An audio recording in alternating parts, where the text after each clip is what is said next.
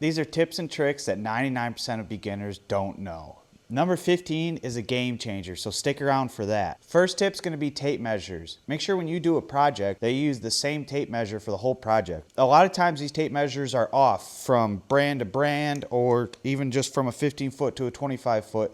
Sometimes your tapes are off. Next time you're at Lowe's or Home Depot, grab 2 different branded tapes and pull them out to 10 foot and see how close they are, because I bet you they're going to be off by at least a 1/16th, maybe even an 1/8 of an inch. Number 2, when you're cutting things on your miter saw, table saw, make sure you're cutting on the correct side of your line. A lot of pencil marks are, if you're using a carpenter's pencil, it's going to be an 1/8 inch thick line. I can recommend using mechanical pencils or just regular number 2 pencils if you have them super sharp, work really well too. And number 3 is going to be seal all sides of a project. I have had this issue before. It was a really big, expensive walnut table, and I used a lacquer sealer, and I only sealed it on one side, and I actually got that project back no less than like a week or 2 later. Because it had cracked, and what ended up happening was I only sealed it on the top and on the sides of it, and I didn't put any seal on the bottom. So what's going to happen is the bottom is going to adjust to moisture way more than the top is, because the top's sealed and the bottom's not. Number 4 is going to be a center punch. You can use an awl too, but center punches are really good. If you were going to use a drill bit to try to screw into something, a lot of times that bit wants to run over this way, run over that way, and it doesn't go exactly where you want. So if you use a center punch, what it does is it puts a little dent in your material, and when you put your drill bit on that, your drill bit will hook up to that hole and allow you to drill a lot more precise than just trying to freehand it. Painter's tape on drill bits, super good if you're trying to do a certain depth. You wrap it around and drill in, and it'll be a good stop marker for you. So as soon as that tape hits the wood, that you know you've hit your depth stop right there. Tip number 6, construction screws over drywall screws. I know you're gonna wanna get the drywall screws because they're so much cheaper, but they're gonna break on you. They're not very strong. They're made for drywall and drywall only. So for a few cents more, switch over to construction screws. You're gonna get way better results, and you're gonna not have the stress of, is this gonna hold together or not? So a lot less callbacks from customers, a lot less issues. Use construction screws over drywall screws. Number 7 is gonna be sketch your plans out before you actually go to build. One of your biggest things you're going to figure out is how are you gonna get these 2 pieces of wood to join together. So if you're doing that ahead of time and sketching out, you don't have to go anything crazy like, you know, these printed blueprints. You don't have to go that over the top with it. But if you can at least sketch down a shape of your object, and then on another piece of paper, I will draw a bunch of boxes and I'll mark measurements for each of those, and those are all the cuts that I need to make in order to finish the project. So I'll make all of my cuts before I even screw a couple pieces together a lot of the times. So just make sure you draw your plans ahead of time. Draw them before you go down to the shop. That way you're not down there wasting materials, making mistakes. It's gonna make you a lot more efficient. I know it's not the most fun thing to do, to sit down at the desk and draw, but do it and it's gonna save you a lot in the long run. My next tip is gonna be, make sure you're inspecting your lumber before you purchase it. You know, when you go to pick up 2x4s or whatever material it is, check and look for warping on the board. This board, you can see it completely curves out this way, comes back in, and even dives down a little bit and back up. So nothing straight about this board, and this one's gonna end up getting scrapped or used just for some bracing or something at some point. Look for huge knots too if you're buying 2x4s and you get a piece that's just got a giant knot in the middle of it. Well, that thing's not very strong. Now they are gonna move. If you can't tell, you can see my breath in here. Here in Michigan, I got about 2 foot of snow outside right now. It's probably 12 degrees. I don't have heat in this shop, so my materials do move a lot. I run into issues with that right now. One thing I'm doing is when I build something, I bring it inside into my house and let it acclimate to like a normal house temperature and see how much something moves, and I'll adjust it from there. Another funny one I actually learned back in the day when I first started building houses is a 2x4 isn't actually 2x4. What they're accounting for in 2x4 is drywall on it most of the time. So your 2x4 is actually 1.5 by 3.5. So it's not 2x4. So that's something you should know.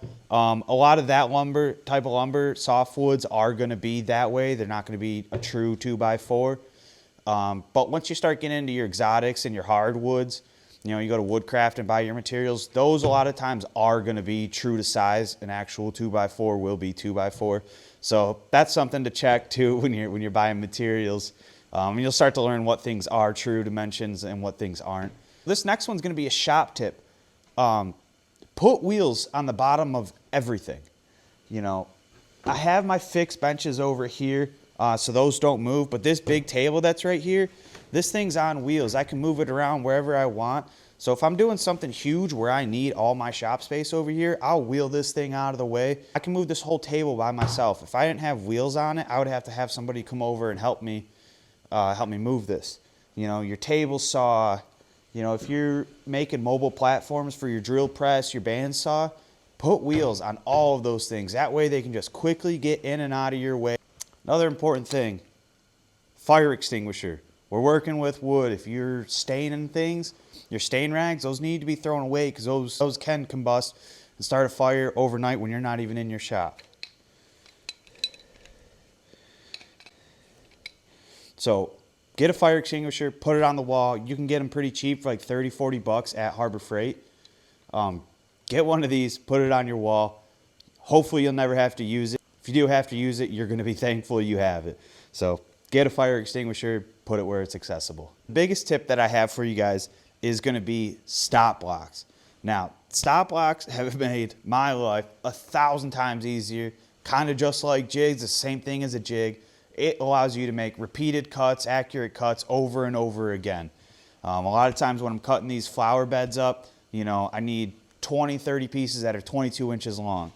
So if I want to do some cuts at, you know, let's say 16 inches, I'll line this up with that 16-inch marker, and I'll clamp that down so it's not going anywhere. So that way when I go to make my cuts, I can just keep lining it up there, rip the cut, grab my next piece, line the next one up, rip the cut again. Jigs, jigs, jigs. I can't say this enough. If you're doing repetitive things in your shop, use jigs. These are both for my planters, and what they do is instead of having to try to line everything up perfectly every time, I can just toss them right in this jig, push things out, nail it down. Makes it way faster than trying to hand line everything up and clamp it down and whatnot. If you're doing a lot of repetitive cuts and you're building the same thing over and over and over again, figure out jigs you can make to help make that process easier. Another tip, you can see it up over there, first aid kit. I know we'll use electrical tape. I'll be honest, most time I get a cut, I do just throw paper towel and electrical tape over it. Sometimes I'll toss a Band-Aid on it. But they're nice to have. Have a first aid kit laying around. You never know when you're really going to need it. You get burns and stuff like that. You know, you want to be a man and I'll tough it out. Don't. Throw some burn cream on it. Get over it. It's going to be a lot better that way. Have a first aid kit around. They come in handy. You will use it. You're going to cut your hands. You're going to do this. You're going to do that. Use a first aid kit. Another tip is test your stains first. So a lot of times I find issues where like customers will send me a link saying, hey, you know, I want you to use this stain. I think it's going to look really nice. And then you finish this whole $1,000, $2,000 job for them. And they decide, oh, you know what? I don't like that. It doesn't look like what I thought it would in the picture. So test your stains out. You know, get a few if you can get samples. A lot of times you kind of can't, but you can get those tiny cans of them and sample some. So buy a couple that are close to that color. Put it on a material. If you can go show the customer in person, do that and say, hey, you know, these are the options that were close to what you wanted, and have them pick it out then and there. That way you don't run into an issue where you finish a job and now you got to sand the whole thing down. See, if you can't go to them, send them a picture. Send them lots of pictures with really good lighting. Take it outside, take it inside to indoor lighting if it's going to be an indoor object. One thing you can do with your customers is just really make sure you communicate well with them. You know, that way they are truly getting what they want, because sometimes you'll build something for somebody and maybe the shade is off a little bit and the customer's going to be like, oh, you know, in person they're going to be like, oh, you know, either they might tell you right away, hey, I don't like that, fix that. But they might in the back of their head be, it's not the color I wanted. I don't know that I really actually like this. Sometimes they won't even tell you. And now when they have friends over and they say, oh, where'd you get that? They're not going to be super apt to want to recommend you. And you're going to get a lot of sales from word of mouth. So if you're delivering products that the customer doesn't truly like, that's an issue. So make sure you're communicating really well with the customer and getting to know exactly what they want. So it's not hard to send a few extra messages and truly know what the customer is looking for.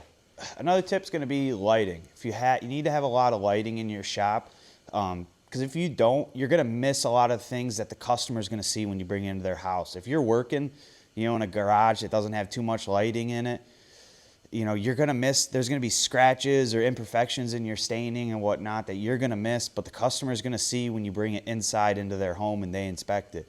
So make sure you have good lighting. If you don't have good lighting, bring your flashlight. And, pretty much everyone's phones nowadays have a flashlight on it, and go around and really inspect the thing you built for the customer so you can make sure that there's no issues or imperfections in that. And then that's just another thing that's going to help you get more sales, is because your quality is going to be better. You're not going to have many complaints from customers. So make sure you have good lighting and really inspect what you're building. PPE. PPE is the next one. PPE is protective something equipment. I don't honestly know. It's protective something equipment. But so let's go with PE for now. Use PE, right? So you're going to have your masks, safety glasses. Shout out John Malecki for these. These are his shop shades that he sells.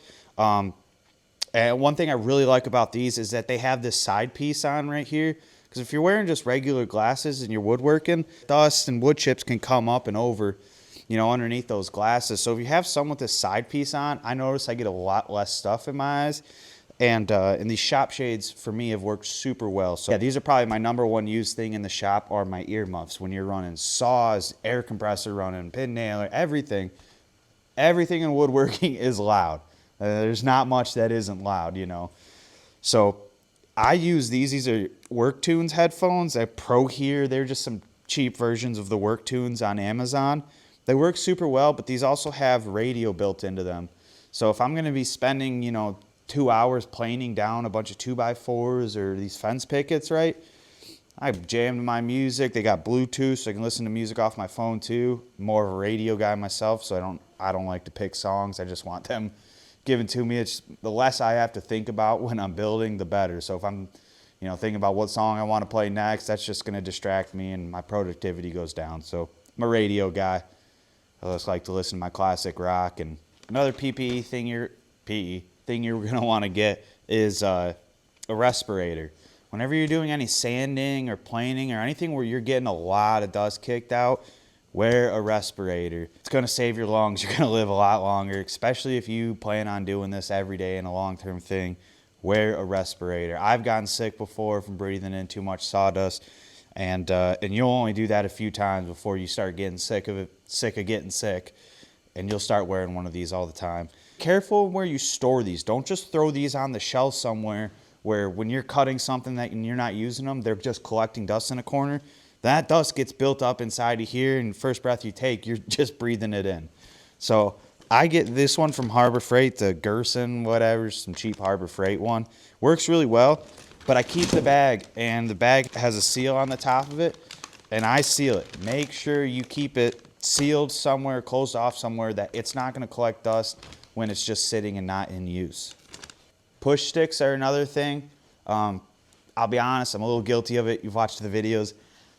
I'm not the best at using a push stick. I try to work real fast a lot of the time, and push sticks one thing I skip, but eventually I'm going to regret that when I'm short a couple fingers.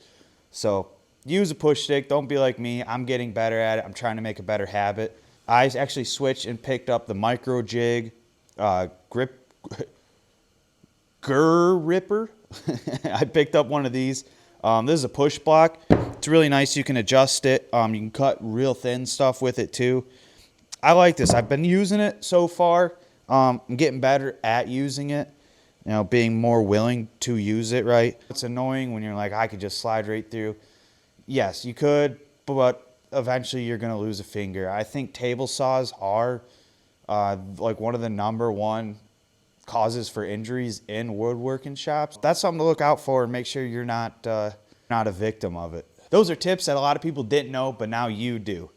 So thanks for sticking around watching this video. Please give me a like and subscribe. They help out a ton. I appreciate you guys watching. Take care. Enjoy the rest of your day. Good luck building. Just to show you guys how much snow we have up here in Michigan. Got about 2 feet under here. If you keep digging, it just keeps going. This has been laid down pretty good because I've been snowmobiling a bunch, but the house is up there. I snowmobile to get down here. It's too much snow for me to walk through over there. So this is how I get to my shop.